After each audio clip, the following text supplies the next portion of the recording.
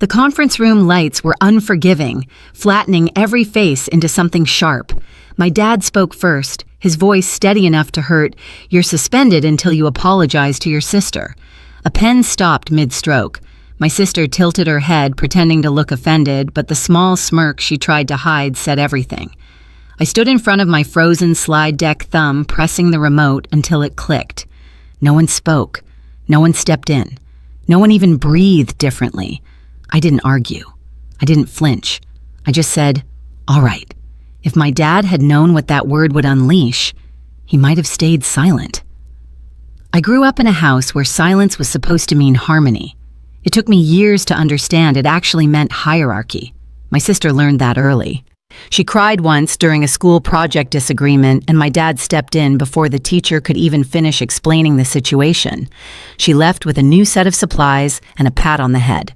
I left with the same poster board and the reminder to be the reasonable one. Reasonable became my role before I knew I'd accepted it. I remember the afternoon the acceptance letter arrived. A thick envelope, my name printed clean and centered. I held it with both hands on the kitchen tile, feeling the weight of a future I had earned. My dad skimmed. The first line nodded once and set it down beside the mail pile like it was a reminder for a dentist appointment. He didn't even open the second page. My sister walked in 10 minutes later with an engagement ring, and suddenly the house filled with champagne glasses and phone calls. My letter disappeared beneath a stack of party napkins before the night was over. That was the first time I realized accomplishment meant less than spectacle. After my mom passed, the imbalance sharpened. She had been the quiet buffer, the one who noticed when my shoulders tensed, or when I stayed up too late finishing assignments. When the house lost her softness, it also lost the only person who kept my dad's blind spot from swallowing the rest of us. My sister didn't change. She simply had less resistance. In the family business, the pattern repeated itself with cleaner lines and higher stakes. I built the development department from a small room with flickering lights into a floor full of engineers who trusted me. I knew every detail of every timeline we'd delivered, every feature we'd shipped, every system we'd rebuilt. I didn't brag. I didn't need to. My sister, on the other hand, mastered the art of promising things she didn't understand. 4-week timelines when the work required 12. Budgets that didn't account for testing infrastructure or staff burnout. My dad always backed her. She knows the clients, he insisted. Just make it work. So we did. Nights blurred into mornings. My team stayed late, eyes strained under the blue glow of screens. I stayed later, smoothing out the gaps, rewriting schedules, absorbing blame she handed off with a flawless smile. My dad never asked how we managed. He only repeated what he'd always said. "Your sister handles relationships. You handle the rest." I didn't argue. I documented everything. It became my quiet language, timelines, notes, risk logs, written evidence no one wanted to read. The last project before the suspension told me what I had refused to admit. My sister made another impossible promise. My dad approved it before I even saw the email. When I pointed out the numbers didn't add up, he looked at me the same way he did when I was a child, asking for fairness, patient, dismissive, certain I would adjust myself to fit whatever shape he needed. Standing in the hallway outside that meeting room, I realized something simple and sharp. I had spent a lifetime being reasonable for people who never intended to see me at all. That was the day I learned my place in this family, and the day I quietly began to leave it. The hallway outside the conference room felt colder than it should have. People stepped aside when I walked through, not out of respect, but out of discomfort, like standing too close to me might pull them into the blast radius of a family decision no one wanted to acknowledge. No one said my name. No one met my eyes. I reached my floor and saw a printed memo taped beside the elevators. A new project chart, a new chain of command. My sister's name sat cleanly at the top of a column I had built from nothing. Her title, bold, mine, missing entirely. It wasn't an oversight. It was a rewrite. My phone buzzed in my pocket. A message from one of my engineers. "Are you okay?" Another. "Do we still follow your timeline?" Then, "They're saying a lot upstairs." I turned the screen face down on my desk and let it vibrate silently. My dad called a few minutes later. He didn't ask how I felt. He asked if I understood the optics. His voice carried the same tone he used when I was 12, and he tried to explain why my sister got the last slice of cake. "Just keep the peace," he said. "Family comes first. Family." The word felt oddly weightless in his mouth. When I hung up, my sister was already waiting in the doorway. She didn't knock. She leaned against the frame like she owned the room because my dad had made sure she did. "You can end this," she said, soft enough to sound gracious. "Just apologize." She brushed a piece of lint from her sleeve, checked her reflection in the dark edge of my monitor, and smiled at herself, small, confident, certain she'd won. I watched her smirk the same way I had watched it my entire life, a curve that meant she didn't expect consequences.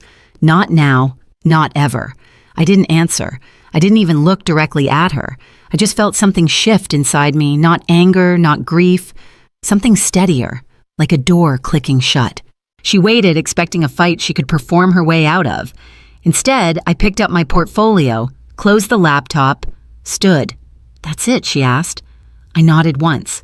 Then I said the only word she never saw coming. "All right." I closed the door to my office and let the latch click into place. The sound was small, almost polite, but it marked a line I had never crossed before. The room felt unfamiliar now, as if I were seeing it from the outside. The glass walls, the framed degrees, the soft hum of machines. My team trusted me to keep running. Everything I had built, arranged, protected. Everything taken for granted. I slipped the hair tie from my wrist and pulled my hair back, the familiar motion steadying me. Then I opened the top drawer and began. The first things I packed were the documents I never let anyone else handle. Project scopes, risk assessments, notes from meetings no one remembered I'd attended, payments, bills, budget breakdowns, timelines scribbled at midnight in my kitchen with a mug of cooling coffee beside me. I lined each folder in a neat row on my desk, checking dates, matching signatures, moving with the calm precision I used when debugging code. No rush, no panic, just truth. I wrapped my degrees in tissue paper, next sliding each frame into a box. Every award followed. Proof of work my dad never acknowledged, but the company couldn't deny. The walls grew blank colder, like they were preparing themselves for the next person who would stand here pretending to know what this job required. My laptop chimed. Messages kept coming. From my team, from other departments, from people who had sat through the meeting and pretended not to see what happened. I turned the laptop face down. Silence was cleaner.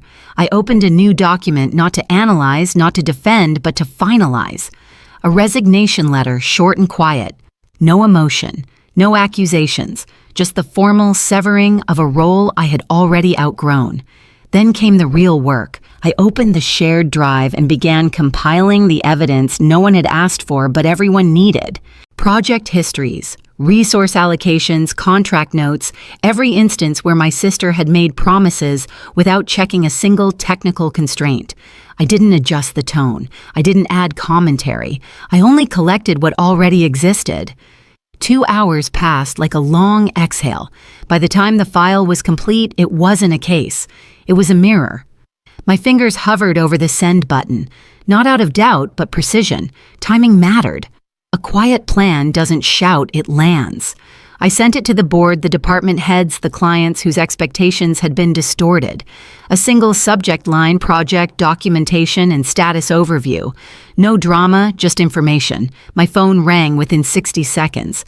The company lawyer first, then a board member, then 2 clients, all unanswered.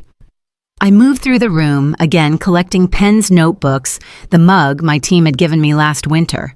The one thing I left on the shelf was a prototype from a project we'd saved 3 years ago, 40 hours of work in 2 days, enough coffee to last a month, and a sense of unity no executive ever noticed. I set it back upright, brushed off the dust, and let it stay. My sister appeared in the doorway again, this time breathless. "What did you do?" Her voice echoed faintly against the glass. She looked around the half-packed office, eyes darting from the empty wall to the open boxes. "You didn't tell me you didn't. I didn't answer." I placed the last folder in my portfolio, closed it with a quiet click. She stepped inside as if crossing a border without permission. "You can't leave. Dad won't allow it. You're making a mistake." I slid my laptop into its sleeve. "No," I said. "I'm correcting one." Her mouth opened, ready to argue, to perform, to twist the narrative into something where she remained the hero.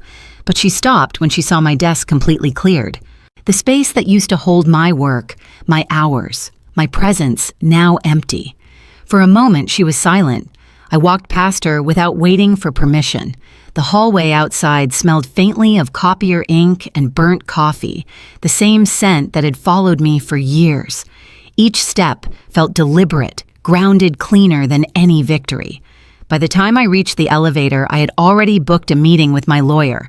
A message from a recruiter blinked on my lock screen, an opportunity I had once declined out of loyalty. I swiped it open, responded, accepted. My dad called again. His voice filled the voicemail with urgency. "We need to talk. Do not do anything rash." But the plan was already done, and nothing about it was rash. I returned home just as the evening light slid across my living room. The house was quiet, warm mine. I set the portfolio on the dining table, opened it, and arranged the documents in clean stacks. The order was soothing, the truth undeniable. One stack for contracts, one for payments, one for timelines, one for emails, one final folder that held the resignation letter waiting for a signature. I took a slow breath, pressed the pen to the page, signed my name with a steady hand. I gathered everything into the portfolio, closed it gently, and ran my fingers along the leather edge, a ritual, sealing something irreversible. In the silence that followed, nothing felt chaotic. Nothing felt wrong. There was just clarity. For the first time in years, I wasn't preparing to fix anything. I was preparing to walk away. This time, I wouldn't fix what they had broken. I arrived at the office just before 9. The lobby was louder than usual. Whispers tucked behind coffee lids, glances that skittered away when I looked up. Someone held the elevator for me, then pretended they hadn't when I stepped inside. The executive floor felt tighter, as if the air hadn't fully settled since yesterday. My dad's assistant stood near the doorway, clutching a folder to her chest. "He wants to see you," she said, but the tremor in her voice told me the request wasn't really his. I didn't answer. I walked straight to the conference room. The door was already open. My dad stood at the far end of the table, shoulders stiff, eyes red-rimmed from a night spent trying to contain what couldn't be contained.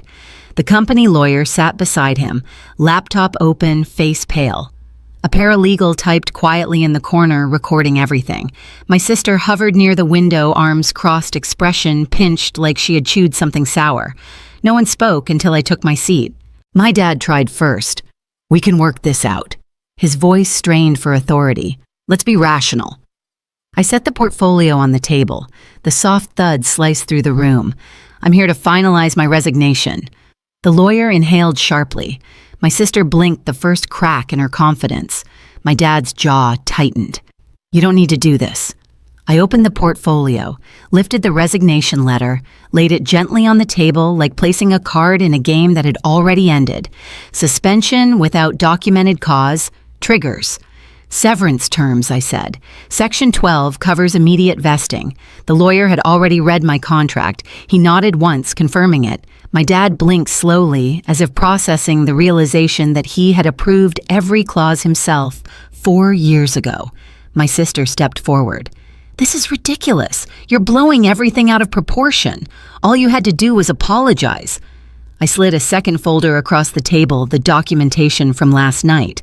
Timelines, contracts, payments, bills, email chains, everything clean, everything factual, everything she had pretended didn't exist.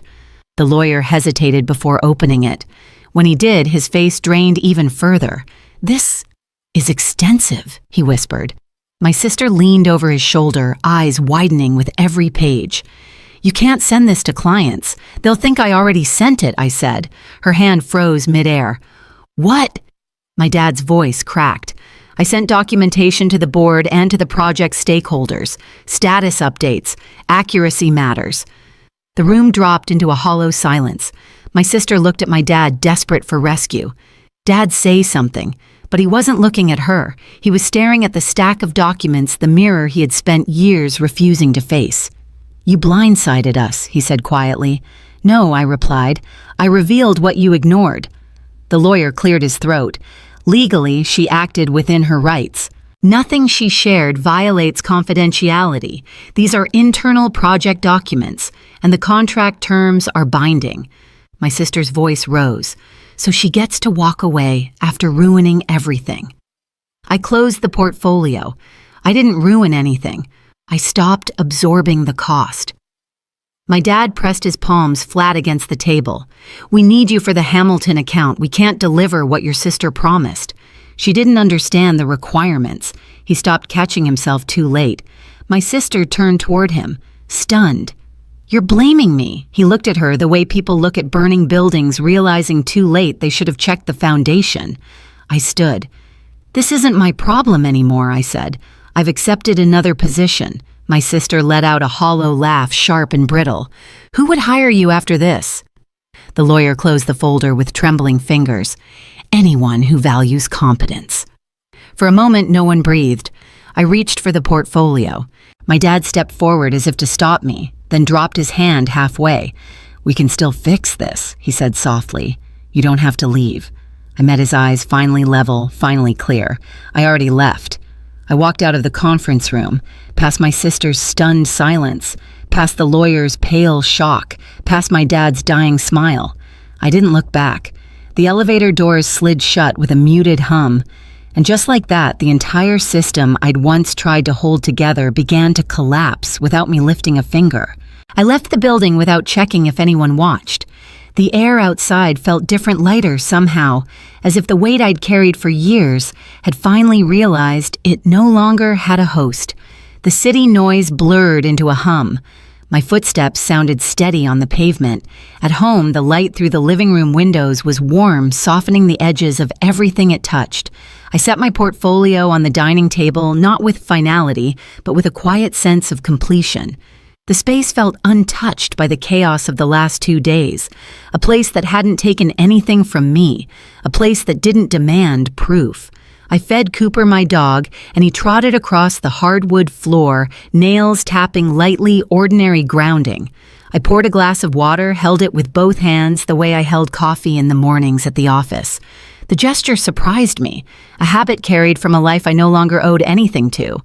That night, I didn't check emails. I didn't replay conversations.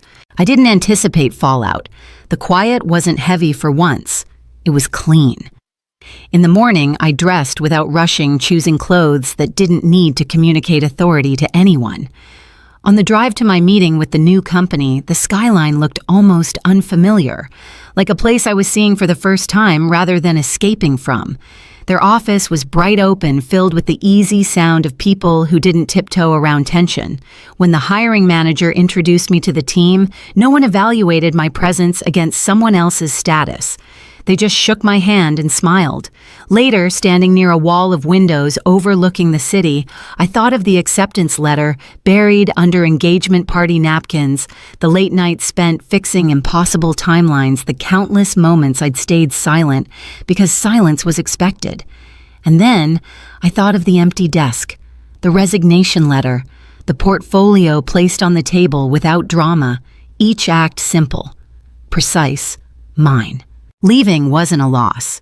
It was an opening one I had created with nothing more than fax restraint and a willingness to stop rescuing people who confused my competence for obligation. For the first time in years, the quiet didn't feel like erasure. It felt like freedom. In the end, I learned something simple. Silence isn't surrender. It's a doorway, a place where you choose what enters and what never will again. Walking away didn't break me. It returned me to myself. What would you do in this situation? Let us know in the comments. If this story had you on the edge of your seat, smash that like button and subscribe for more jaw-dropping family drama, shocking betrayals, and the revenge stories you won't believe.